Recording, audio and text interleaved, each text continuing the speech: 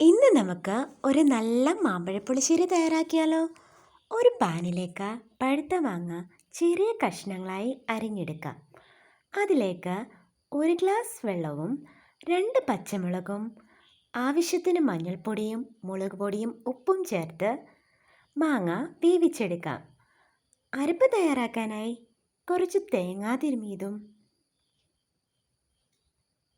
വെളുത്തുള്ളിയും ജീരകവും പച്ചമുളകും കറിവേപ്പിലയും ചേർത്ത് അരച്ചെടുക്കുക.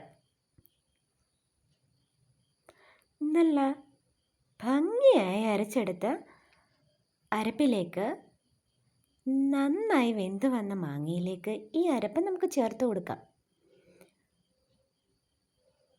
അരപ്പ് ചെറുതായി ചൂടായതിന് ശേഷം നമുക്ക് കുറച്ച് തൈര് ഉടച്ചെടുക്കാം. ഉടച്ചു വെച്ച തൈരിലേക്ക്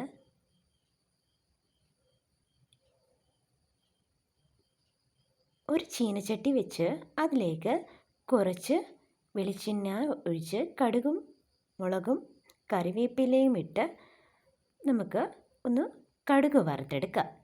ഇത് കറിയിലേക്ക് ചേർത്ത് കൊടുക്കാം. നല്ല മാമ്പഴപ്പുളിശ്ശേരി തയ്യാറായിരിക്കുന്നു. നമുക്കിനി ചോറിൻ്റെ കൂടെ കൂട്ടിയൊരു പിടി പിടിച്ചാലോ.